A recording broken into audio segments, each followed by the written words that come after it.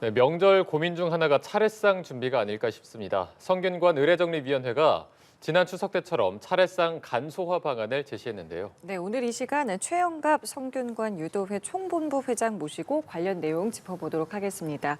안녕하세요. 안녕하십니까? 네, 안녕하세요. 네, 반갑습니다. 네, 이렇게 연휴 때마다 차례상이 항상 고민인 것 같은데 지난 추석 때도 간소화하는 방안이 나오지 않았습니까? 네. 이번 설에도 간소화 방안이 제시가 됐는데 기존의 차례상과 어떤 차이가 있는 겁니까? 뭐 사실상 차례상에는 차이가 없습니다. 추석에는 송편을 올리고 설에는 떡국을 올리는 뭐 그런 정도의 차이밖에 없고요.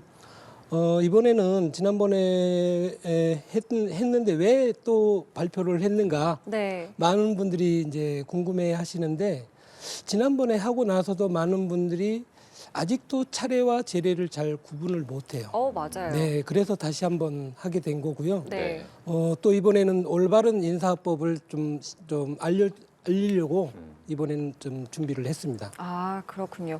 자, 그러면은 일단은 그 차례상에 이제 올리는 뭐 음식의 가짓수라던가 뭐 종류 이런 것들이 다 정해져 있다고 일반적으로는 알고 있는데 사실은 이게 좀 불명확한 사실은 그게 아니다라는 이야기도 있습니다. 실제로는 좀 어떻습니까? 네, 그렇습니다. 근거를 찾을 수 없습니다. 아, 그렇습니까? 네. 그러니까 차례는 사실 간편한 제사라고 말할 수 있죠. 제례에 관해서는 그림도 나오고 음식 가짓수도 나오고 다 나오는데 차례는 그냥 그 계절의 음식을 올려라. 이 정도밖에는 문헌에 나와 있지 않습니다.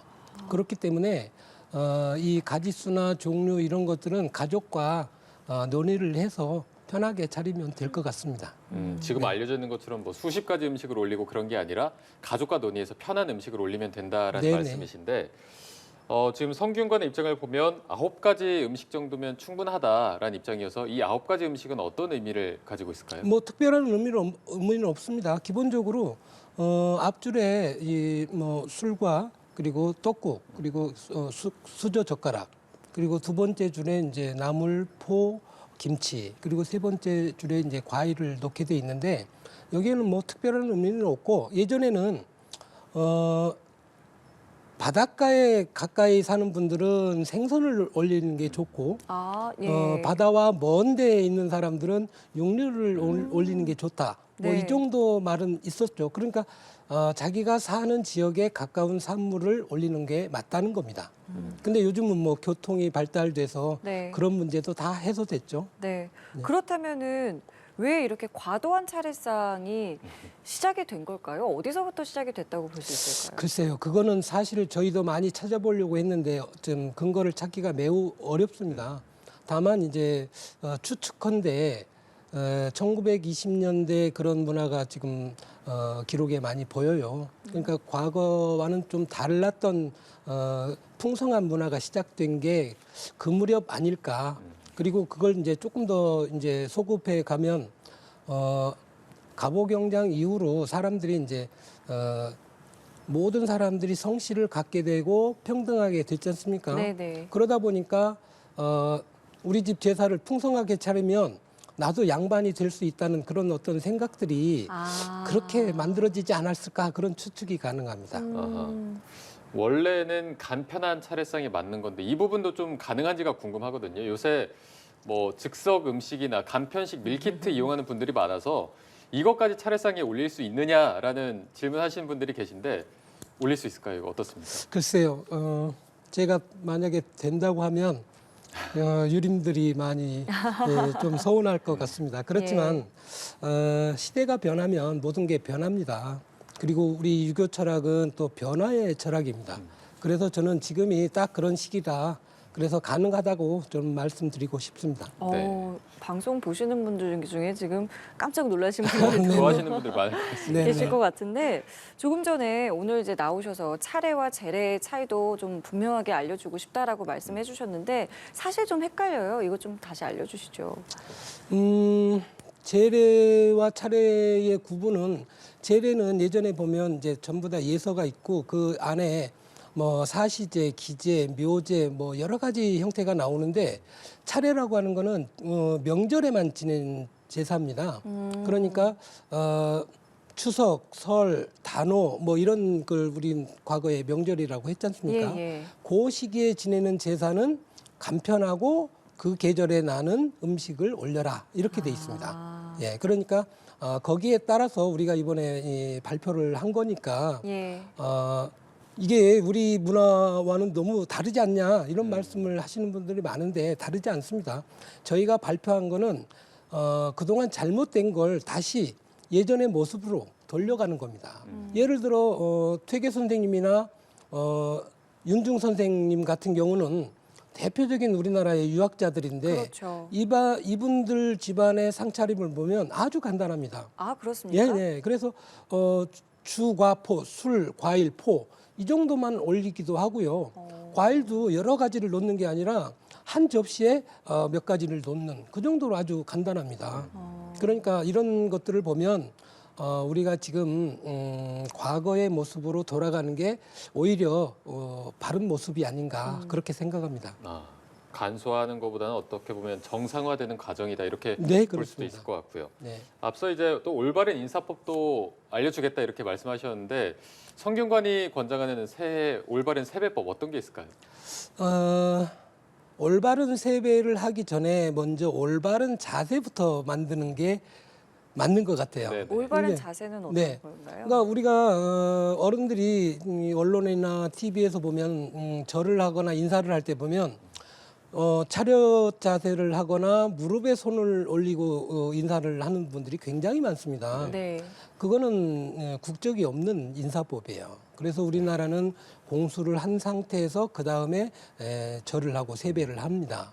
그게 올바른 인사죠. 그래서 이번에는 그 문화를 조금 보급해보자 해서 발표를 한 겁니다. 지금 저희 화면에 첫 번째 이 공수 자세로 시작. 그러니까 저 자세가 네, 맞습니다. 시작의 자세, 네네. 올바른 시작의 자세라고 볼 수 있겠군요. 네네. 그러니까 배에 손을 가지런히 예, 올리고. 손에 주먹 하나 정도 살짝 띄고. 근데 그게 있더라고요. 네. 뭐 오른손을 먼저 올려야 된다. 뭐 남자는 뭐 어느 손을 올려야 된다. 이거는 크게 중요치 않습니까? 아니요, 그거는 예. 매우 중요합니다. 예. 남자는 왼손을 올리고 여성은 오른손을 이렇게요? 올리는 게 평소 우리가 인사하는 법이에요. 아. 근데 이제 이게 흉사가 되잖아요. 사람이 돌아가셨거나 뭐 이럴 때는 남자가 오른손을 올리고 여자가 왼손으로 반대로 됩니다. 아. 예, 그래서 이 손 잡는 모습이 아주 중요합니다. 다시 좀 정리를 하면 여자는 오른손, 남자는 왼손이고 네. 이게 이제 상황에 따라서 바뀌기도 하고 네. 이것을 배에 올리고 네, 네. 시작을 하는 거다. 네, 네, 맞습니다. 올바른 이제 인사법부터 알려주셨는데 그렇다면 이제 올바른 세배법은 어떤 걸까요? 올바른 세배법은 많은 분들이 이제 이 손을 먼저 대느냐, 무릎을 먼저 대느냐, 뭐 이런 그 논란거리도 있어요. 네네. 근데 사실 이제 직접 해보시면 알겠지만 손과 발이 거의 동시에 무릎이 닿습니다.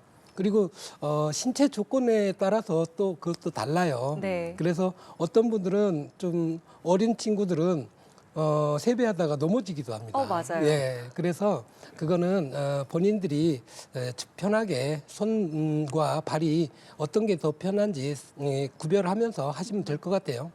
예. 손이 이마에 먼저 올라가는 경우도 있어요. 그거는 상관없는 건가요? 손을 어디다 둬야 그거는 될지. 여성의 경우만 그렇습니다. 예, 여성의 경우는 손을 위로 올려가지고 네네. 인사를 하지만 남성의 경우는 공수한 상태에서 그대로 내려가면 됩니다. 네. 여성의 경우에도 손을 항상 이렇게 올리고 시작하는 게 올바른 겁니까? 네네. 항상. 공수한 상태에서 세배 시작하면 손을 올리는 거죠. 네네. 알겠습니다. 네. 저희가 이제 세배를 드릴 때 이제 어르신들께서 덕담을 많이 건네시는데 세배를 하는 저희 입장에서도 저희 어머니 아버지도 좀 건강하셨으면 좋겠다라는 말을 드릴 때도 있는데 이게 예의에 어긋난다는 말도 있어서 어떤 게 맞는 겁니까? 덕담은 사실 누구나 할 수 있습니다. 친구 간에도 하고 친척 간에도 하고 다 할 수 있는데 우리가 지적한 거는 순서의 문제입니다. 그러니까 어른에게 세배를 하고 그 다음에 어른께서 덕담을 주시면 그 뒤에 하는 게 맞다는 겁니다. 그러니까 내가 먼저 우리 보통 그러잖아요. 어른들 만나면 건강하십시오 막 이러잖아요. 네, 그게 네. 아니라 어른들이 세배가 다 끝나고 덕담을 주고 나면 그제서 어른께서도 건강하십시오 뭐 이런 인사를 드리는 게 맞다는 겁니다. 네. 그 문장이라던가 어떤 뭐 말이 잘못된 건 아니고 네네. 순서를 네네. 어른이 숟가락을 들었을 때 네, 우리가 맞습니다. 이제 뒤이어 듣는 것처럼 네. 알겠습니다. 말씀 나눠 보니까 이 세월이 지나오면서 뭐 여러 가지들이 좀 바뀐 부분도 있고 뭐 퇴색된 부분도 있고 저희가 또 바로 잡아야 될 부분들도 있다는 생각이 드는데 여러 가지 많이 고민을 좀 하실 것 같아요. 즐거운 명절을 만들기 위해서요.